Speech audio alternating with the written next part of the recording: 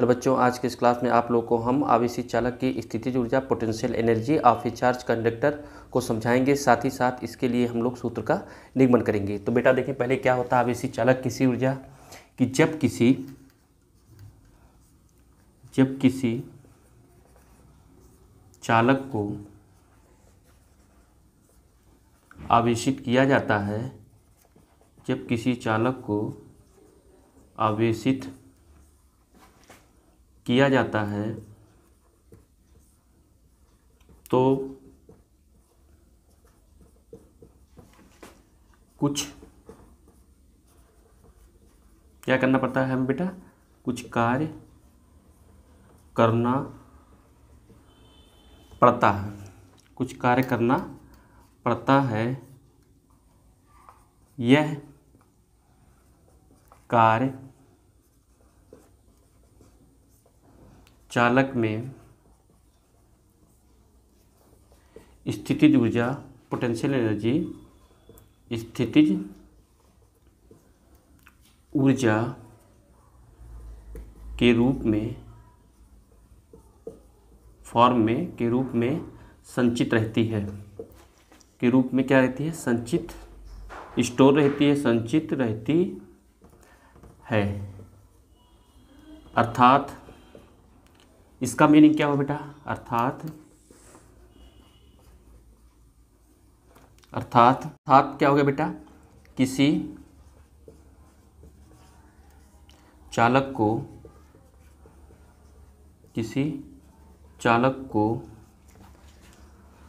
आवेशित करने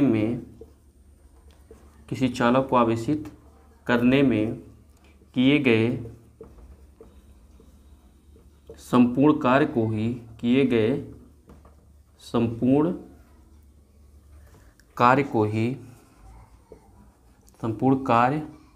को ही चालक की स्थितिज ऊर्जा कहते हैं। चालक की स्थितिज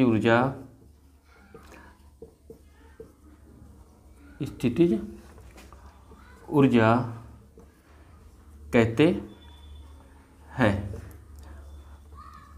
तो बेटा आप जानते हैं, यहाँ पर आप ध्यान दें कि चालक, एक वर्ड आया क्या? चालक। चालक का मतलब ऐसी चीज़ होती है कि जिसमें यदि हम उसको आवेश देते हैं तो गतिमान हो।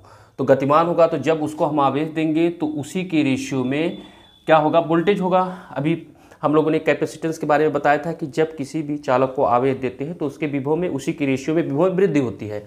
तो यदि हम आवेश देंगे तो उसके अंदर संग्रहण करने की एक क्षमता होती है, एक लिमिट होगा संग्रहण करने की क्षमता। तो वो जो उसके अंदर स्टोर एनर्जी रहेगी या जो ऊर्जा रहेगी, तो उसी ऊर्जा के थ्रू हम कुछ ना कुछ क्या करेंगे? कार्य करेंगे। बेटा जैसे आपको देखते हैं कि इन्वर्टर की बैटरी होती है, वो एक लिमिट दायरे के अंदर क्या होती है? वो चार्ज होती है, और चार्ज होने के पश्चात उसी की ऊर्जा को हम लोग क्या करते हैं कि वो जो स्टोर ऊर्जा, संचित ऊर्जा रहती है, उसी के थ्रू हम लोग कार्य करते हैं। वो कार्य क्या करते हैं कि उसी के थ्रू हम लोग बल्ब को, फैन को, सभी को चलाते हैं। तो तो इसके लिए जो हम लोगों ने डिफिनीशन निकाला वो क्या निकला कि किसी चालक को आवेशित करने में, आवेशित हमने कर दिया तो आवेशित करने का कुछ ना कुछ मेरा पर्पज होगा। तो जब वो आवेश दे दिया गया तो कुछ ना कुछ कार्य करना पड़ेगा, और जो कार्य होगा वो चालक की स्थितिज ऊर्जा के रूप में संचित होगा। तो बेटा आप देखें, इसके लिए हम सूत्र का निगमन कैसे करेंगे? तो सपोज करें कि ये आपका कोई क्या है? चालक है। यह आपका कोई क्या है? चालक है। प्रारंभ में जब चालक पर आपने कोई आवेश, ये आपका कोई चालक है। प्रारंभ में जब आपने चालक को कोई आवेश नहीं दिया तो वहाँ पर जो आवेश होगा, सपोज करिए वो क्या है आपका? 0 कूलाम है। क्या है वो? जो चार्ज है आपका, जो चार्ज है आवेश कितना है? 0 कूलाम है। और जब चार्ज आपका 0 कूलाम है तो उस समय जो वोल्टेज होगा आपका, वोल्टेज भी क्या हो जाएगा? चूँकि चार्ज 0 है तो वोल्टेज भी क्या हो जाएगा? 0 वोल्ट हो जाएगा। लेकिन जब इसमें कुछ ना कुछ आप क्या देंगे? आवेश देंगे। क्यों आवेश देंगे? तो धीरे धीरे क्या होगा? अंदर के पार्टिकल से होते हुए ये क्या हो जाएगा? इस चालक में पूर्ण रूप से फैल जाएगा, लेकिन इसकी भी एक निश्चित सीमा होगी। तो सपोज करें कि जब क्यू आवेश आपने दिया तो इसमें क्या हुआ? चालक में वृद्धि हुई, और ये चालक में वृद्धि होगा तो आवेश में वृद्धि होगी तो क्या होगा, उसी की रेशियो में क्या हो जाएगी, वोल्टेज में वृद्धि हो जाएगी। तो जो आपका चार्ज जीरो था अब जीरो ना होकर के बल्कि क्या हो गया, वो क्यू कूलाम का आपका आवेश हो गया। और जो वोल्टेज आपका था जीरो वोल्ट ना होकर के बल्कि क्या हो गया, ये आपका वी वोल्ट हो गया, वी वोल्ट हो गया। तब आप इसके थ्रू अब हम लोग क्या निकालेंगे, औसत विभव। तो औसत विभव जो आप निकालेंगे बेटा, औसत विभव, औसत विभव, तो पहले क्या था आपका जीरो था, अब क्या हो गया वी, तो आप लिखेंगे zero plus V upon two equal क्या हो गया आपका वी अपान टू वोल्ट हो गया आपका। औसत विभव क्या है आपका, वी बाई टू। तो आप लिखेंगे चालक को संपूर्ण आवेश, चालक को संपूर्ण आवेश इसी विभव, इसी विभव, इसी विभव मीन्स v बाई टू, इसी विभव को दिया गया है। तो आपने क्या दिया बेटा, आवेश दिया, तो आवेश दिया तो क्या होगा, आवेश धीरे धीरे ये वर्क करेगा। अतः किया गया संपूर्ण जो कार्य होगा, आप जानते हैं बेटा कार्य W इक्वल क्या होता है, V इंटू क्यू के, V इंटू क्यू के होता है। तो यहाँ पर जो V है आपका V ना होकर के बल्कि क्या है आपका, वो सिंपली आप लिखेंगे औसत विभव और गुणे आवेश, औसत विभव और गुणे आवेश। तो W किया गया कार्य जो होगा, औसत विभव आपका क्या है बेटा V बाई टू और इंटू किसके आया ये Q के, या इसको आप ऐसे लिख सकते हैं 1/2 V इंटू किसके हो गया Q के, ये किसके बराबर आ गया, W के बराबर। लेकिन बेटा आप जानते हैं यहाँ आपने डिफिनेशन में देखा कि संपूर्ण जो कार्य होगा वही चालक की स्थितिज ऊर्जा होगी। तो लिखेंगे चूंकि संपूर्ण कार्य W चालक की स्थितिज ऊर्जा, चालक की स्थितिज ऊर्जा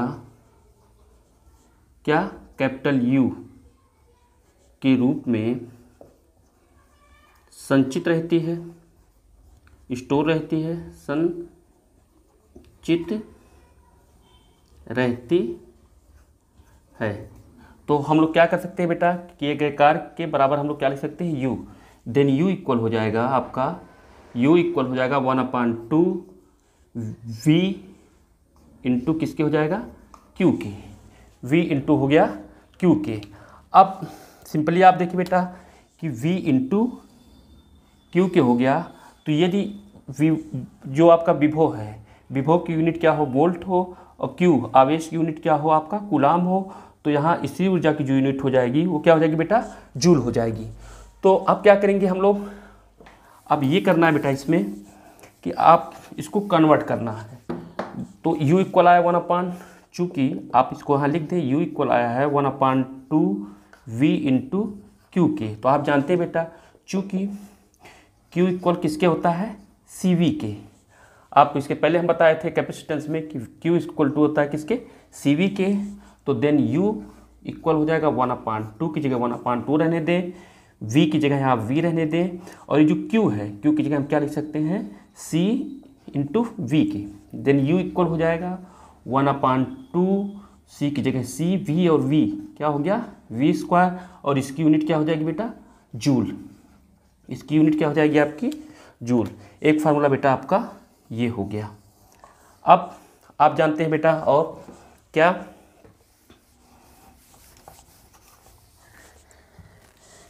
कि चूंकि